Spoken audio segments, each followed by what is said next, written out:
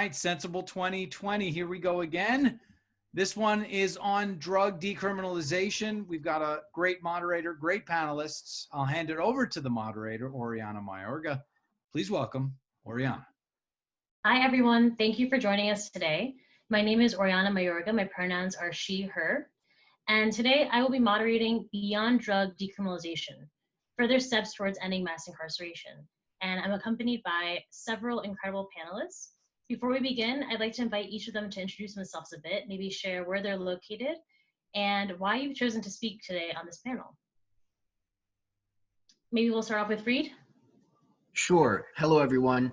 So I'm currently located in New York City, in the heart of the epicenter of the pandemic. I hope that everyone's doing okay.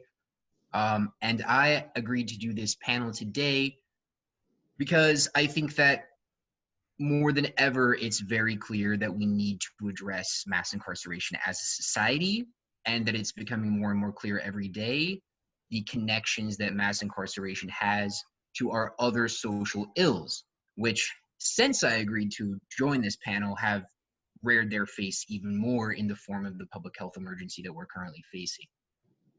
So, you know, I'm an attorney. I'm a longtime drug policy activist. I'm an activist of social issues in general, and I'm really glad that we're here today to be able to talk about mass incarceration and going beyond simple drug decriminalization. Awesome. Thank you, Reid. How about Janis? Hey everyone, my name is Janis Martin. I am a civil rights lawyer, criminal justice advocate, and candidate for Manhattan District Attorney. And SSDP was actually the first organization I ever joined when I was a teenager, so it's really great to be here. For me, this panel is really important because I think everybody participating in this, in these events today is for ending the war on drugs and for drug decriminalization. But to truly end mass incarceration, we're gonna have to go well beyond that. Some of the things I've worked on in the past have been the campaign to close Rikers Island. I've worked with the ACLU on criminal justice initiatives around the country. And the reality is our jails and prisons are filled with people who have been accused of or committed acts that are considered more serious than drug offenses. But that doesn't mean it's okay to lock them up in cages. And so a lot of what we have to figure out as a movement is how we can persuade our fellow Americans that we need to end mass incarceration. So I'm looking forward to digging into some of that today. Thank you. Joanna? Hello, I'm Joanna. I'm right now located in Spain, Barcelona. I'm Portuguese. I'm an advocate and a drug policy reformer. Before I was working in Portugal under the discriminalization law, and working always with people use drugs and pushing forward people use drugs rights. Right now, I'm coordinating a safer space for women and gender non-conforming people in Barcelona. We use drugs and surviving to multiple violences. And I'm joining this panel to, from my experience and from what I've experienced, that decriminalization is not enough.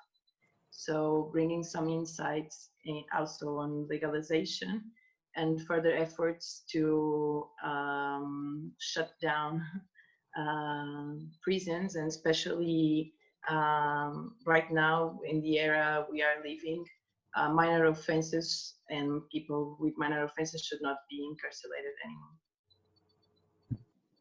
Great. How about you, James? Yeah, I am James Gould. I'm currently on the board of directors of Students for Sensible Drug Policy. My board term is coming to an end, however. Excited to have Oriana. Welcome Oriana to the board. I'm currently on the board of Repair Now, formerly known as Rights Restoration Project.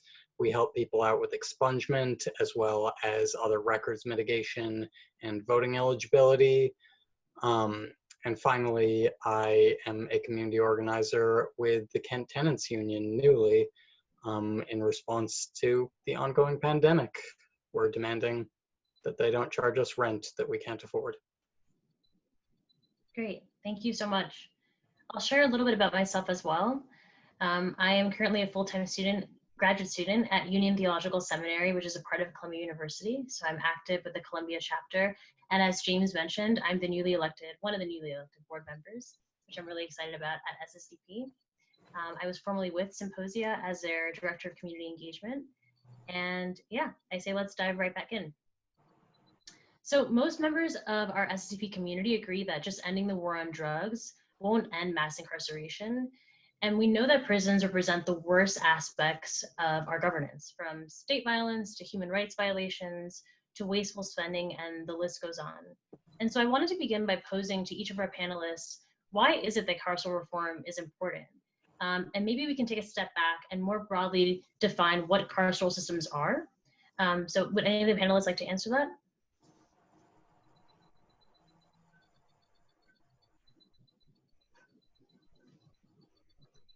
Yeah, sure. I'll jump right in. James here. So when we talk about systems, that's just kind of a catch-all phrase that we're using to refer to the criminal justice system without implying that it actually ensures justice for most participants in it. Carceral systems are everything from prisons to jails to parole to probation. Some of the panelists may use even wider definitions and may speak on wider definitions around what carceral systems look like, both in this country as well as around the world. When we're talking about carceral reform, we're talking about reforms that impact this entire system, not just solely drug offenders or low-level offenders, but also how do we reform the entire system? How do we decarcerate? How do we actually bring our incarceration levels down? How do we actually address the true causes of violence and poverty rather than just locking people in cages, which doesn't tend to solve those issues?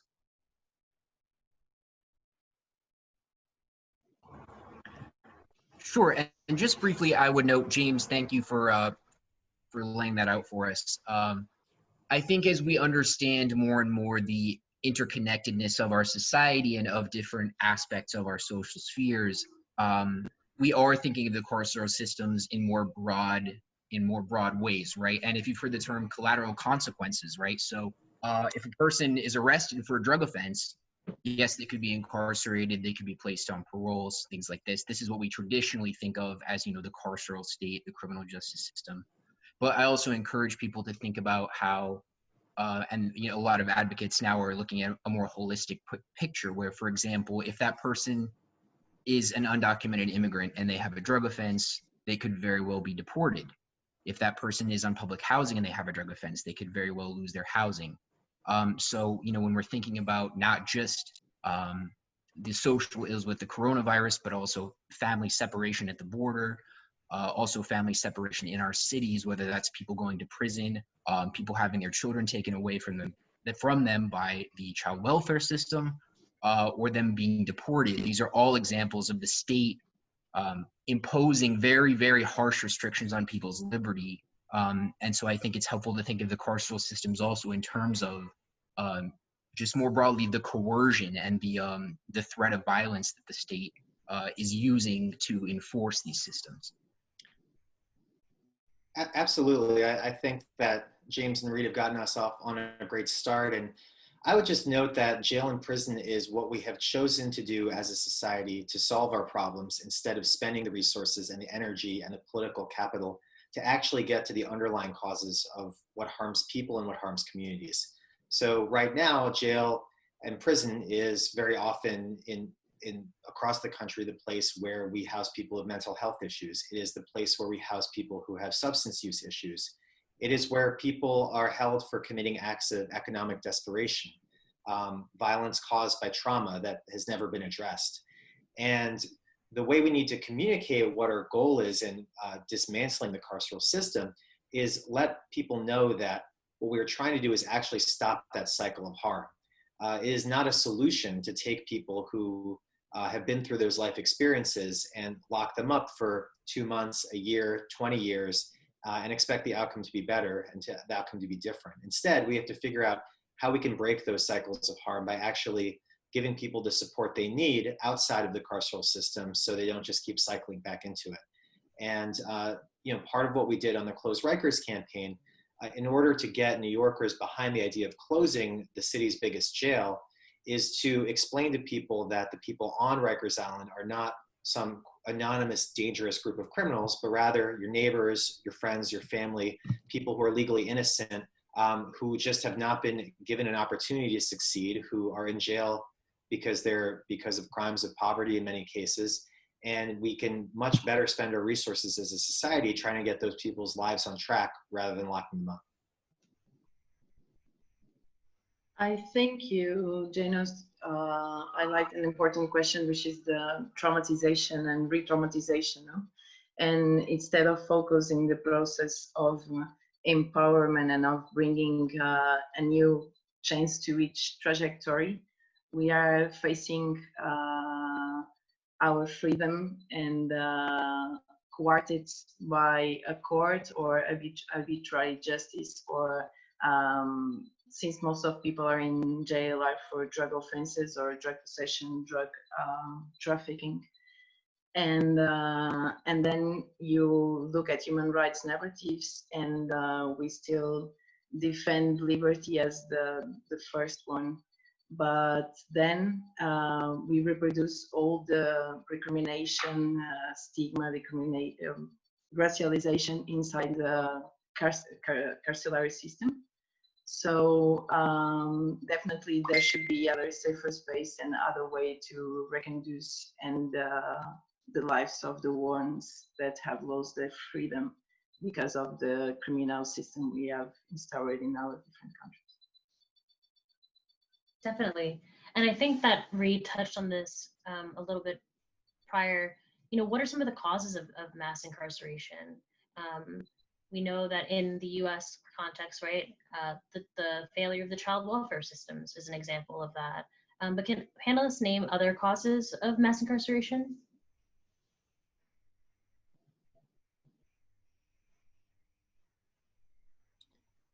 Well, I'll start with the framework that is helpful to me in thinking about how as a criminal justice movement, we have to really dismantle the system piece by piece. So we have hundreds of thousands of people in our jails who are held there pre-trial. So these are people who have been charged with a crime but not convicted. And I think one of the things we have to really get across is that if somebody's legally innocent, they should not be in jail except for very unusual circumstances, if at all. Instead, what we have is a system where people are basically deemed guilty before they've had their day in court. And I'm sure Reid can talk more about that aspect of the criminal court system. So that's one group of people. Then we have our sentencing policy. The United States sentences to people for longer prison sentences than anywhere else in the world. And that's why one of the reasons that we have so many people in prison is because people are serving 10, 15, 20, 30 years life for the crimes that they've been convicted of. There are many countries in the world, many in Europe, that don't even have life sentences, even for the most serious crimes.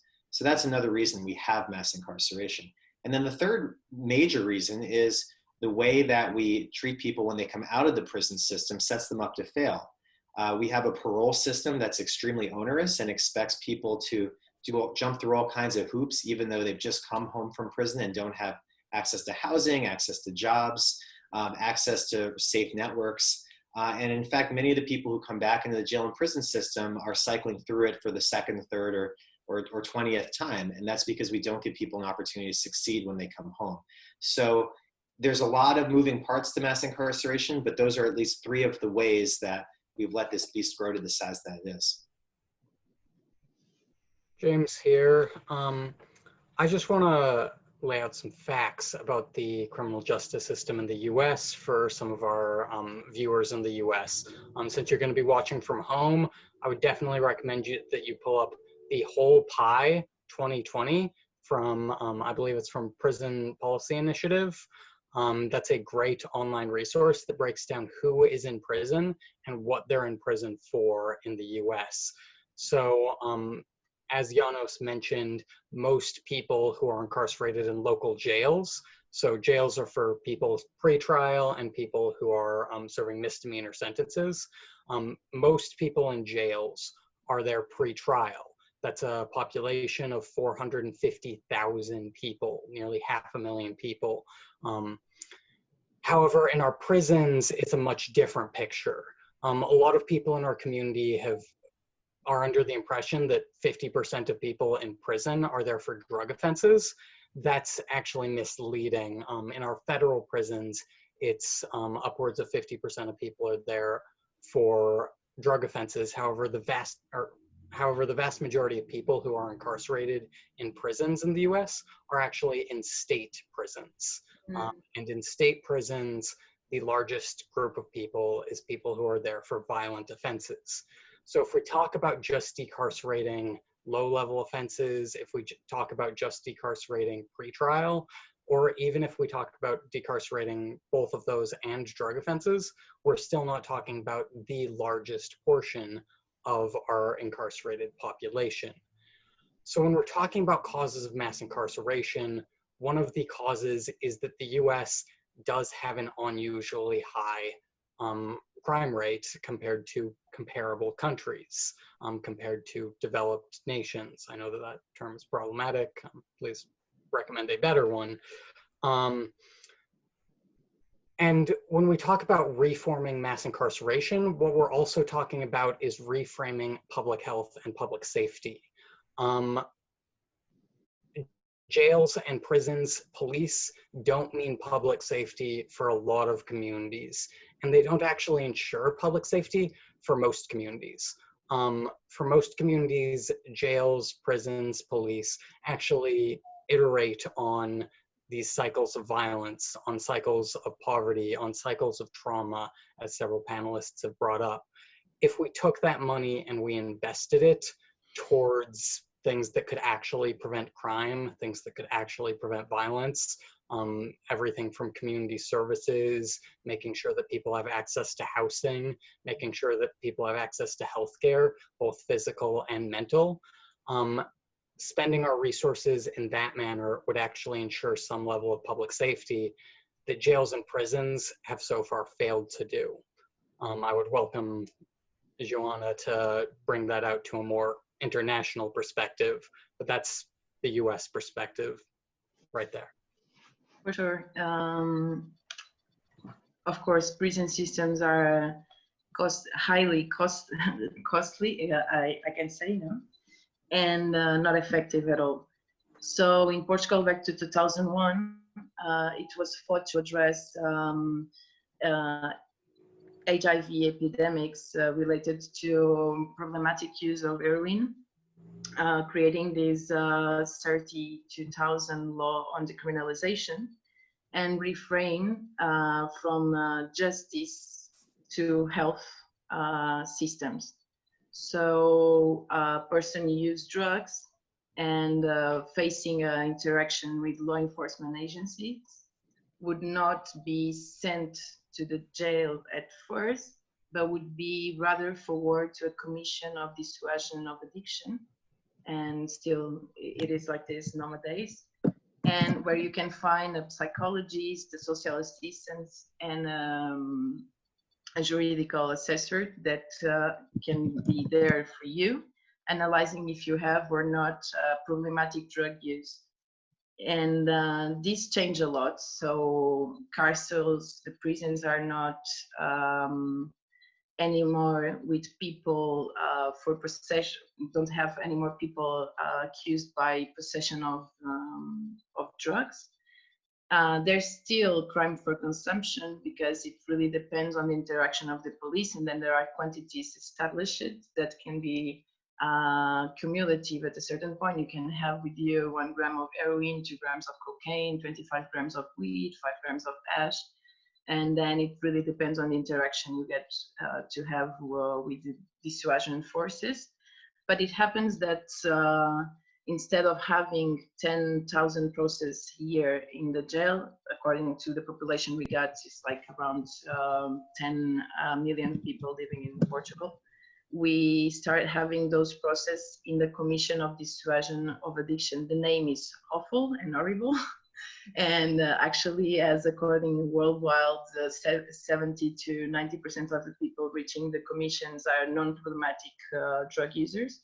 So, and if the problem exists, there is a broadening social and sanitary system that can attend the person. So most of the time people go to the commission, and this is the first time they are having actually an interaction with a health system, rather integrated drug users or street coming from the street context. And this gives a larger perspective of interacting with different services. So if a person goes to a commission, it can happen to be forward to treatment or forward to a housing first program, or then to home if there's no problem, and has 90% of the people actually are non-problematic drug users. They have like a first contact with a psychologist, and then everything fine.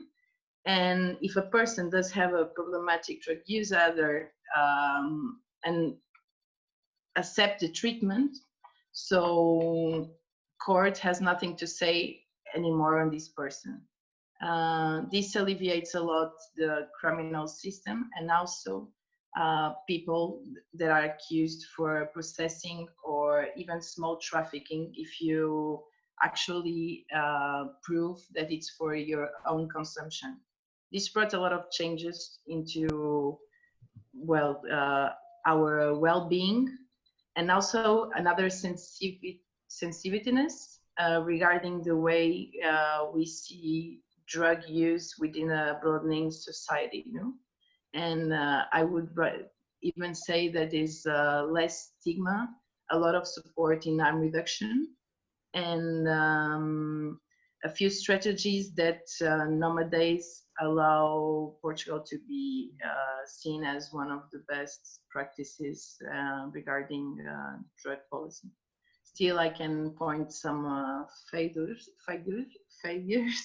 but when compared to mass incarceration that we actually see around the world, in the US especially, so I will be quiet and talk about the benefits of decriminalization.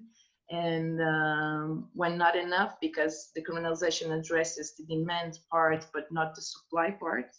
And as everywhere, the markets should be also regulated, and we should have information on what we are having or buying. But at first, I can see a lot of differences. After 20 years, we stabilized a lot the problems related to substance use, and we are focused on the people and not on the drugs or on the behavior anymore. Thank you, So Joanna. people is central. Thank you so much for that. I'm wondering, because I'm hearing about, you know, Portugal and just all of the different, it feels almost looming, right? Whether it's housing or whether it's dealing with an opioid epidemic, whether it's child welfare systems, it feels so looming. Like, you know, how does one go about ending mass incarceration? And I'm really curious to hear, perhaps let's start with Janos. What would you say are the first steps to ending mass incarceration? So one is we have to recognize that the decision to lock people up instead of giving them the help they need is a political one. And I think Joanna's comments really spell that out, the fact that Portugal is thinking about people, not the drugs, right?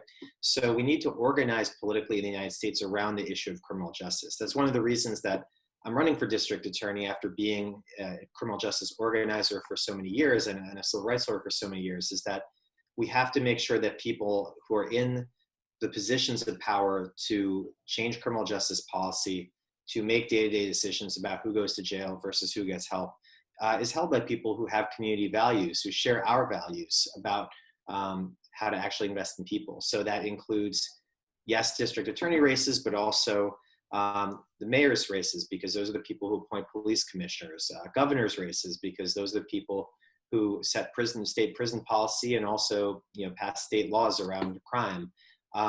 So I think that we need to bring criminal justice into sort of the political perspective and really organize around that. And I think anybody who's in SSDP probably, you know, is involved in local activism or follows their local politics. And I think really making sure that whoever your local official is, they have a good criminal justice policy, and if they don't, get somebody better.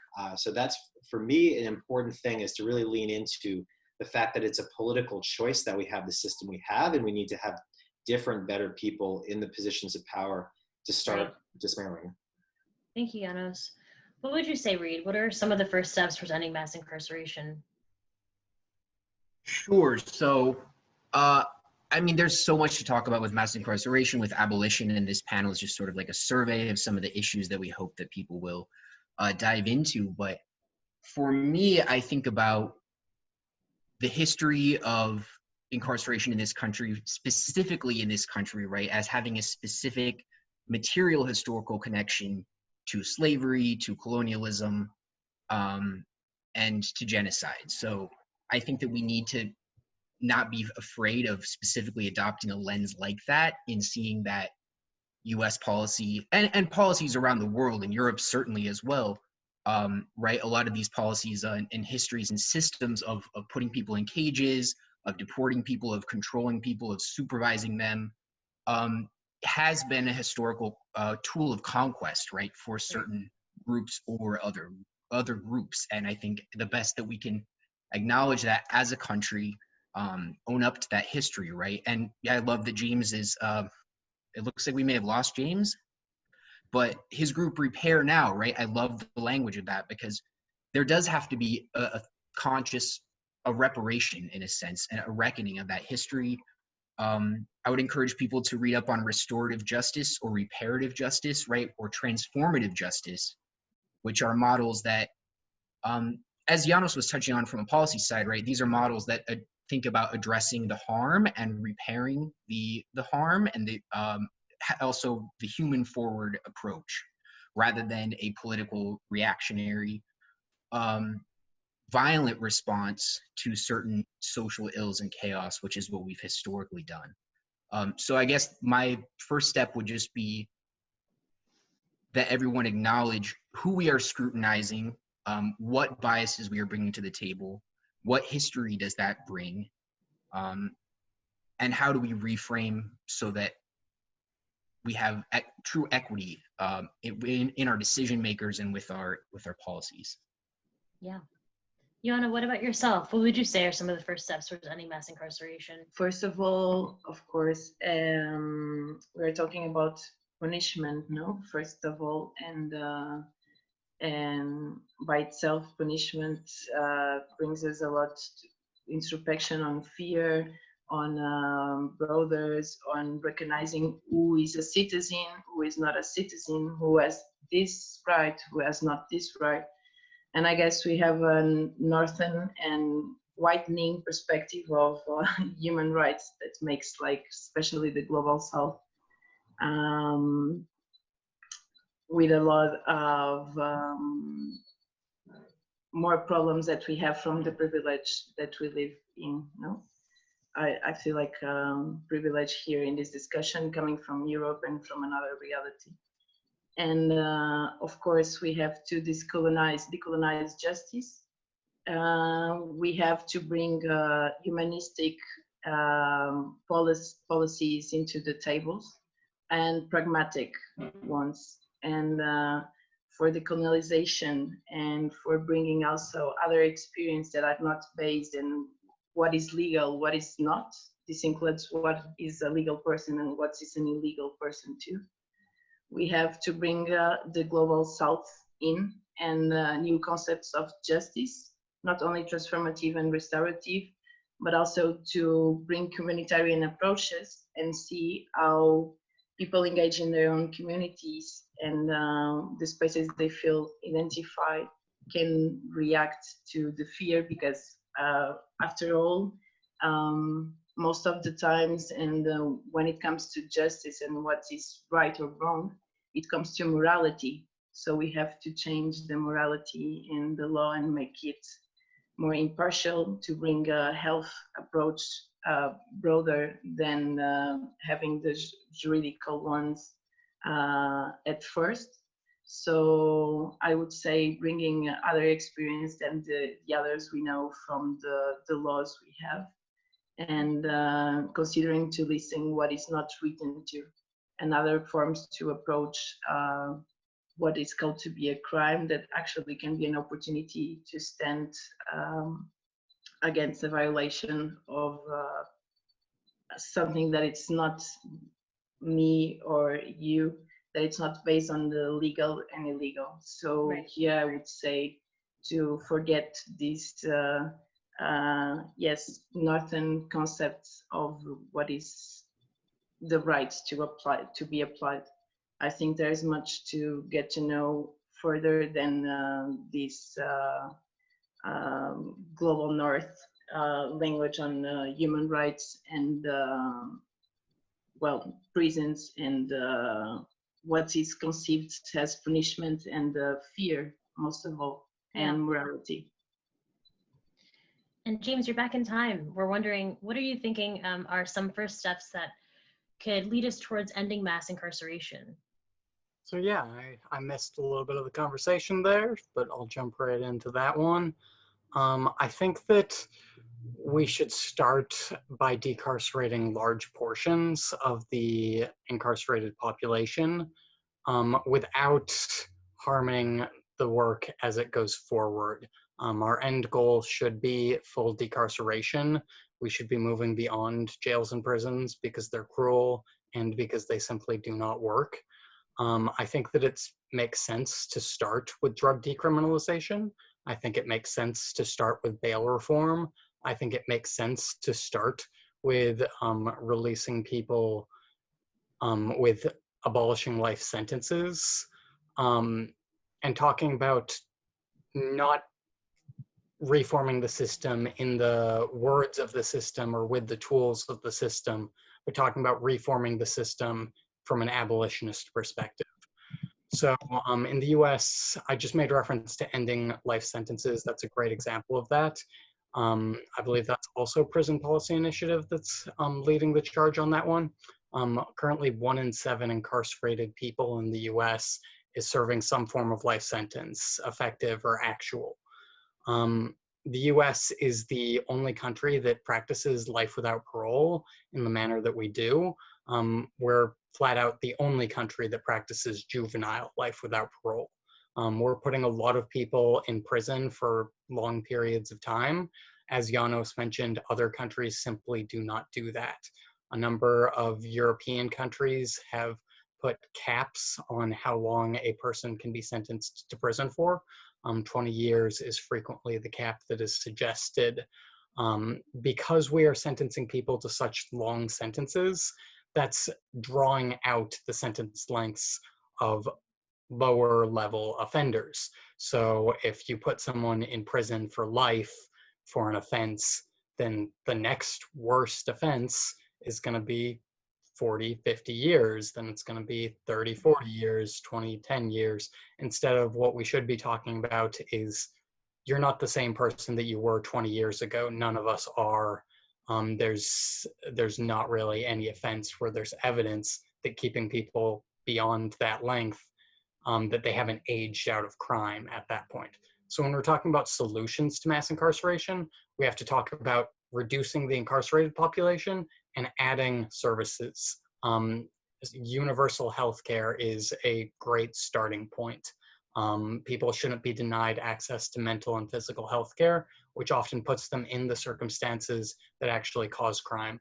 We also need to talk about ending poverty, and not just ending poverty with universal social programs, but also talking about ending poverty as it specifically affects marginalized communities in the US, specifically Black and Brown folks. Thank you, James. And before we get too far down that, I want to go back to something that you just mentioned, and also that Reid mentioned, right, is if we're thinking about the fact that you're not the same person when you commit a crime 5 years ago, 10 years later, right? And we're talking about restorative justice or reparative justice. What can we learn about those two frameworks? I mean, I'm someone who, you know, I'm just now really learning about transformative justice and restorative justice. What else, you know, what should we know about these systems and how are they alternatives to our carceral state? I'm wondering if you could speak a little bit more on that, James. Yeah, sure. I'm not an expert on restorative justice. I went through a training when I was in Boulder County with the district attorney's office on their restorative justice program and what that looked like. I think that a lot of people, restorative justice has really become like the hot button word that people are like, this is how we end mass incarceration. I think that it's definitely a tool in the toolkit, but I don't believe it's the end all be all solution.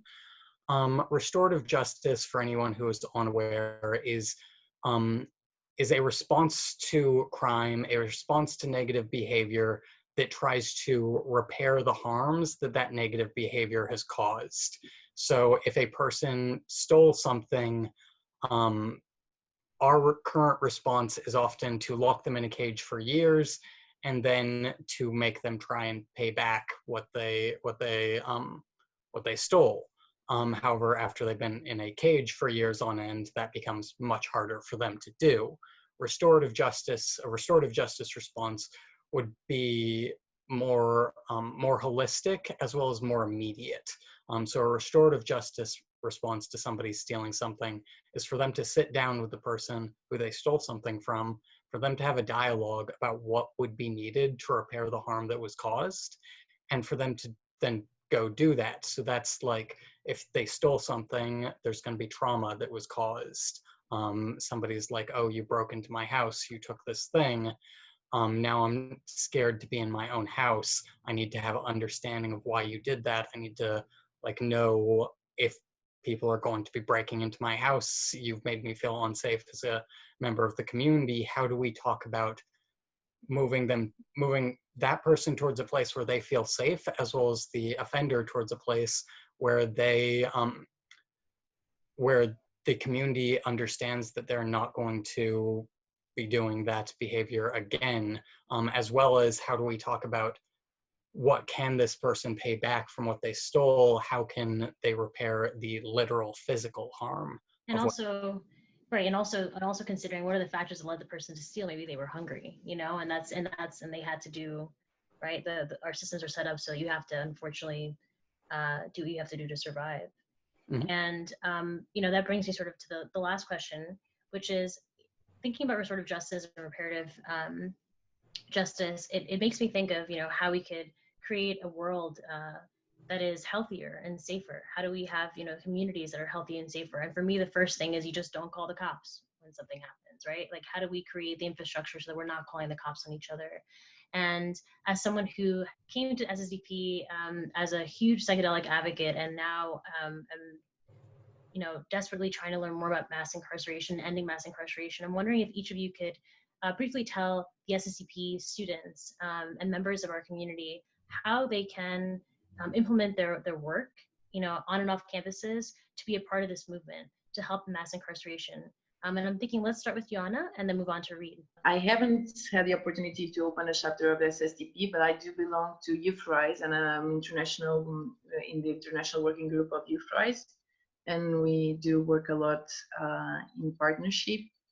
And so for start changing the things, of course, do not call the cops. Then, if you can, as we have been doing in Youth Rise around the world, train the cops too. So there are law enforcement agencies, and according to the present perspective, they won't disappear that fast. So if you have the opportunity, do training with the law enforcement agencies, and do training on harm reduction, sensibilization, and also regarding migration, racism, transphobia. There's a lot you can do, like door by door, and acting local, thinking global, but acting local within our communities. Another thing would be create safer spaces. Create safer spaces where people can actually be where what they want to be, have the access to health, social work, and not from an existentialistic part, but where they can feel empowered to do their own activism and push for their own rights. I think safer spaces are very important here to address specific questions and to work within communities, and to be transnational at a certain point as well. Thank you, Anna. Just so we can move on to everybody else. Reid, do you want to give us a 2-minute? Yeah, I'll give you a quick. So a couple of movements that I would suggest that are New York City based or at least that I've been come in contact with here for students to check out. Read Them All for Public Health is a current coronavirus emergency abolitionist project to get all these people out of jails who are being infected, who are helping propagate the coronavirus. I would also encourage people to check out Movement for Family Power, which is a group of families rising up against the child welfare system and building power among families to stay in communities. In terms of health and safety, my big takeaway would be decoupling support from threats of coercion and violence, right? So in my work, I represent parents who are accused of child neglect. And I have parents, okay, you're a single mother, you live in a very cramped New York City apartment, you have, say, maybe 3 or 4 kids.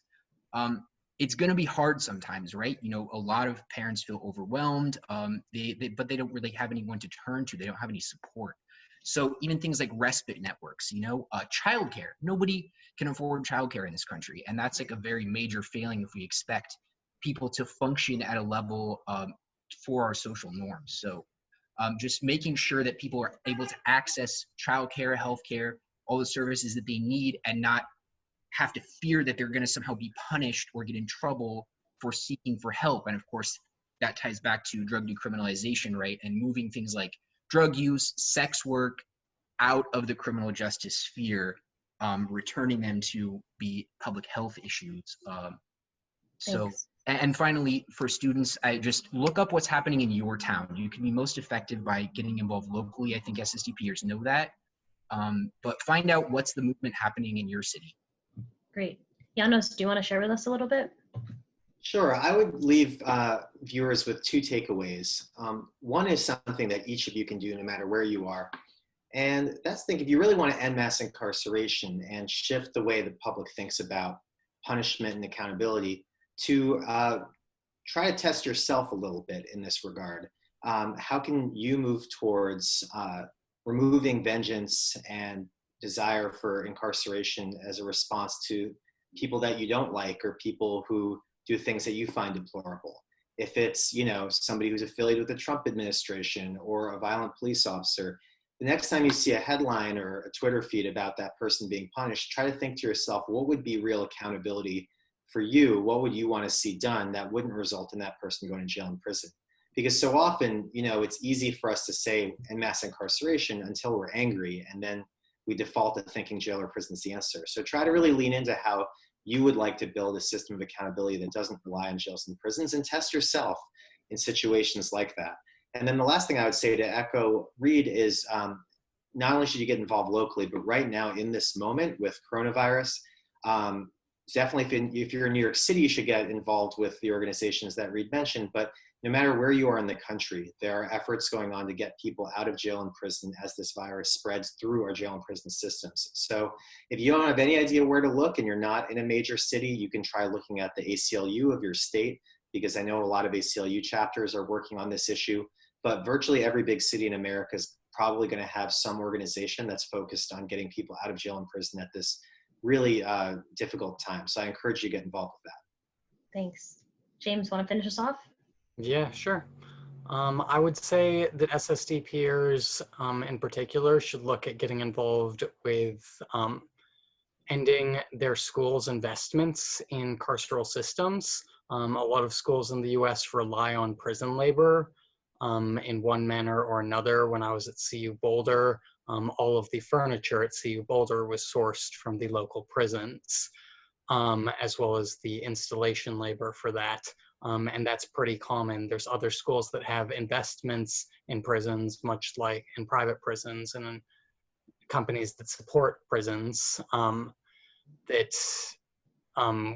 should be divested from. Secondly, I would say that people should get involved in their communities with reentry organizations, people that are helping people get out of prison, with bail funds, with just decarceral and criminal justice reform organizations. Thirdly, I got to plug Repair Now. We're always accepting volunteers remotely anywhere in the US. There's a lot of work to be done around that. And finally, I would recommend that you all read some books. Are Prisons Obsolete by Angela Davis is a good place to start. It's only like 60 pages, I want to say. Maybe it's 100. Real short primer on what prison abolition is, and might be a good thing to consider if you're still not convinced. Thank you so much, James. Thank you to all our panelists. This has been a wonderful conversation.